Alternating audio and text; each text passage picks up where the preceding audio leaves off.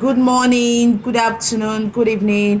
Wherever you're watching this video, I welcome you to my YouTube channel. My name is Happiness Jeremiah. This is a channel we talk about godly marriages and how to sustain it and how to sustain our homes the right way. Praise God. In our last video, we talked about courtship a necessity. Is it a necessity? Yes, it is a necessity because it is the foundation of your marriage. So today we're going to be looking at principles of courtship. Principles of courtship. Number one is prayer. Pray about everything. Pray about your career. Pray about your academics.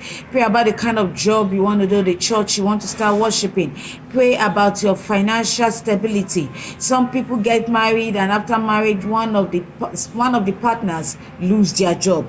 Prayer is very important. The devil might come and say, since I married you, kiniko.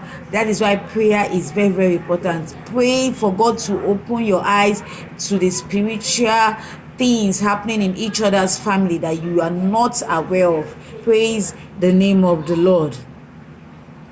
Now, number two is a time of getting to know each other. Yes, it is a time for you to know each other very well. Your personality, your temperament. It's not about calling each other and say, oh, I love you, I love you, I love you. Yes, that is important. But it is a time for you to ask relevant questions, irrelevant questions, simple questions, difficult questions about their past, about their parents, their village, their state, their environment where they grew up, and also their future goals. That is where you know if the person you're getting married to is ready for what we call marriage. Praise the name of the Lord.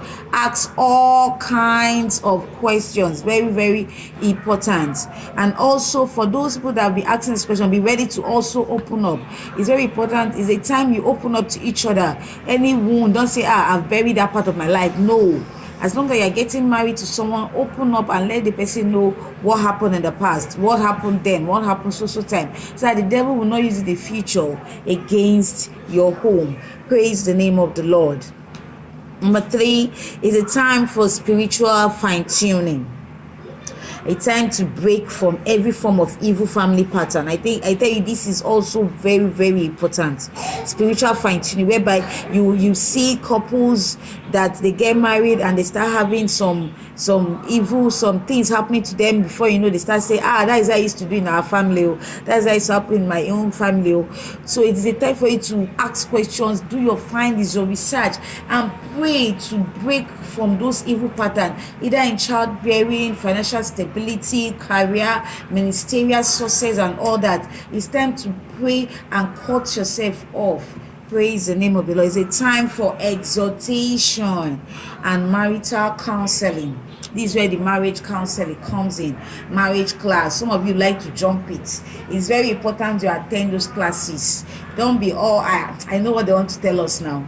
Just attend the class. Try. Make sure you attend every class from the marriage committee of your church. And please adhere to every instructions that will be given to you. They are not to stress you, that to guide you, that to make sure you are doing the right thing. Praise the name of the Lord. See, they are not there to hassle anyone, but whether they are there to guide the couple so that they do not make mistakes due to ignorance. It was through the marriage class I had how just pressing of toothpaste, someone pressed from the middle, this one pressed from the top, scattered a home. Just like, can you just imagine? And I learned also through marriage counseling how snoring of one of the spouse also scattered the home. So you can see all these things you get to learn, you get to hear true life events from them. Praise the name of the Lord. And also a time you get books, because it's an institution whereby you are getting your graduation certificate on day one of the marriage. So you need books. As you go along the way, you need to read books. These books are experiences of the writers. You need to get books and read as a guide. All these things are a guide to ensure that you are properly prepared for the changes that marriage entails. Even you yourself in question will also change when you get married. That you yourself wonder like, I don't know I can be like this. So don't think it's only your spouse that to affect. It also affects you in question. Praise the name of the Lord. It's also a time, number 5, It's a time of planning about the future, a time to share your dreams, your vision, your goals in life with your partner. Discuss about it, how you guys are going to achieve it, even how many children you give birth. In fact, this one is also very important. How many children, the spacing between each children. Talk about family planning. Does he agree to it? Do you agree to it? What kind of family planning? All these things need to be talked about. Praise the name of the Lord. As you guys are talking about it, don't forget God in the discussion. Everything should be taken to God for what? For direction, for proper discussion, and also a concrete agreement. Praise the name of the Lord. Number 6, a time of discovery. Know your common ground. Know your common ground. A time of discovery. Like, do you love to eat? Some people have different kind of eating habits, and also they have their own different lifestyle and all that. So learn it. It's a time for you to know each other and all that. Not just mushy dates, to go out, to go to cinema, blah blah blah blah. So it's a time for you to discover yourselves, both of you.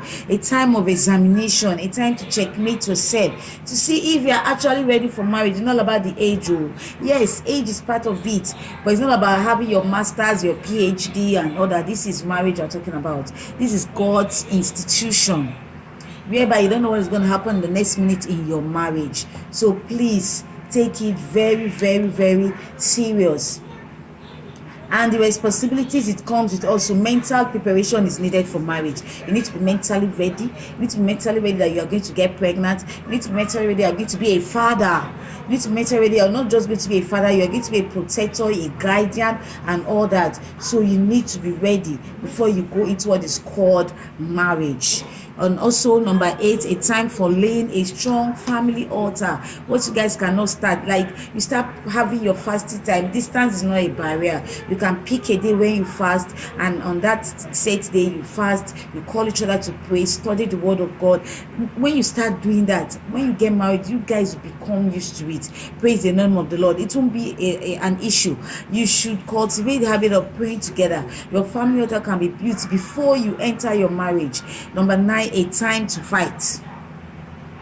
This is when you both will learn the ability to settle quarrels successfully while courting. And if you cannot, by the time you both get married, it will be disastrous. Quarrels and conflicts are part of marriage, and it is good that you develop a healthy conflict resolution mechanism between yourselves before you go into marriage, so you don't have a quarrel and end up divorcing the next day because you don't know how to resolve your differences.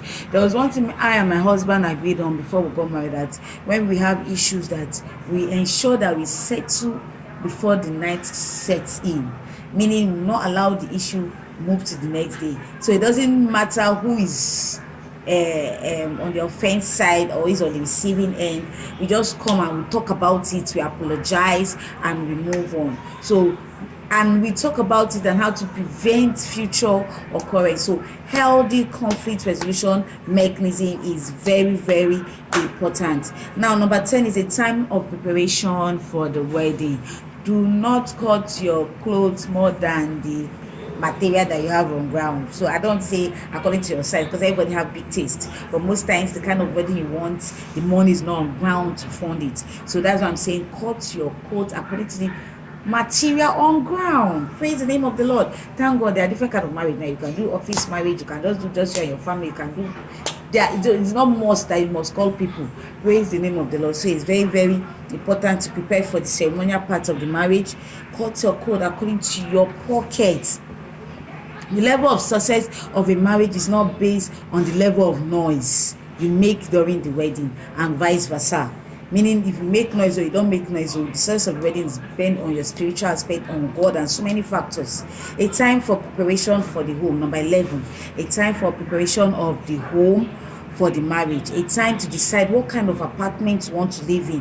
Yeah, it's very important. You begin to work towards it, begin to make necessary arrangements. And number 12, a time to decide on the church or denomination you both want to be going for fellowship.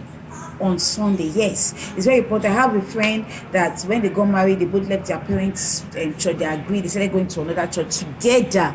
Praise the name of the Lord. So if you want to be going to a parents' church, fine. If you want to be going to, so it's not compulsory. So it's very important to decide whether both of you can be going to different churches and not and soon cause issue, or both of you might decide to pick a church.